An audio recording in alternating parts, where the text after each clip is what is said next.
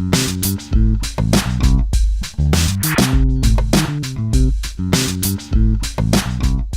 y a des professions qui, pour moi, sont situées très près de mon cœur. Heu, il y a les infirmières, les infirmiers, il y a ceux qu'on appelait les instituteurs et il y a les cheminots. C'est-à-dire qu'il y a comme ça, sans doute, dans mon panthéon personnel, un certain nombre de métiers et donc d'êtres humains, hommes et femmes, qui me semblent très proches, même si je n'ai jamais pratiqué leur métier. Je suis enseignant, mais je n'ai jamais été instituteur. Et donc, pour moi, lorsqu'on m'a proposé de venir parler ici, ça me semblait, comment dire, évident. J'avais l'impression, même si je n'avais jamais été invité par le CE, que de toute éternité, finalement, je faisais partie de cette histoire-là. Et pourquoi? J'ai le sentiment qu'il y a dans notre société un certain nombre de mes concitoyens qui sont, comment va-t-on dire, plus utiles que les autres. Vous voyez, moi, je ne pense pas qu'un certain nombre de gens qui ont certainement des mérites, est-ce qu'il faut que je cite par exemple la profession de notre président de la République, banquier.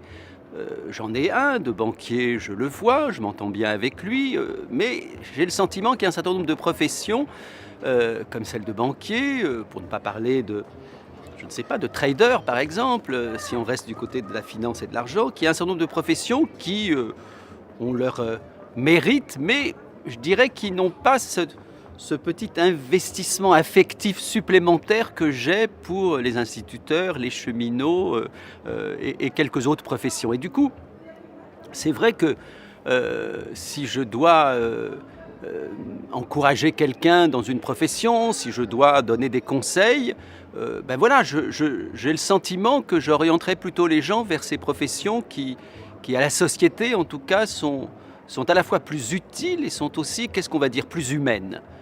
Les cheminots, même si le terme est aujourd'hui un peu désuet, il faut que je vienne ici pour reprononcer le terme de cheminot, hein, maintenant on l'entend presque plus. Les cheminots, j'ai l'impression qu'ils appartiennent à la fois à l'histoire de France, bien évidemment, mais qu'ils appartiennent aussi à l'histoire personnelle de ceux qui, comme moi, ont le cœur qui bat plutôt du côté des luttes sociales, plutôt du côté de ceux qui veulent changer la société. Alors tous les cheminots ne sont pas forcément des révolutionnaires, mais voilà, c'est en tout cas un monde qui pour moi s'apparente à la fois à l'histoire de France et aussi à l'avenir de notre pays. C'est quand je me dis qu'il y a des gens qui sans doute méritent tout particulièrement notre respect, eh bien spontanément je place les cheminots. Les psychanalystes sont des gens qui sont amenés à s'interroger avec leurs patients ou à laisser leurs patients s'interroger sur la part, qu'est-ce qu'on va dire, de responsabilité ou en tout cas la part d'activité que nous avons chacun dans notre propre vie. On a souvent l'impression qu'on la subit et c'est vrai que pour une part, nous sommes dans un monde cruel, injuste, qui nous a précédés et qui nous fait en quelque sorte endurer des choses que nous n'avons pas créées nous-mêmes. Et en même temps, le psychanalyste s'interroge toujours sur la marge de manœuvre que nous avons. Et donc sur le fait que même dans les situations où nous sommes le plus passifs possible, où nous avons l'impression de simplement subir, le psychanalyste s'interroge sur ce que nous pouvons changer et de quelle façon nous avons aussi contribué à la situation dont nous souffrons. Donc je trouve que c'était un thème intéressant parce que les êtres humains que nous sommes ont tendance, peut-être un peu trop, à reporter sur l'autre l'origine de leur malheur. Et même si l'autre est souvent responsable d'une grande partie de ce qui nous arrive, nous avons à chaque fois à nous interroger sur ce qu'il nous est possible finalement non seulement de faire, mais de considérer comme étant l'œuvre de nos mains. Vous savez, la psychanalyse, ce qui m'y a amené, c'est non seulement ma psychanalyse personnelle, mais c'est aussi le fait que c'est un lieu où d'une certaine façon il ne faut pas se plaindre.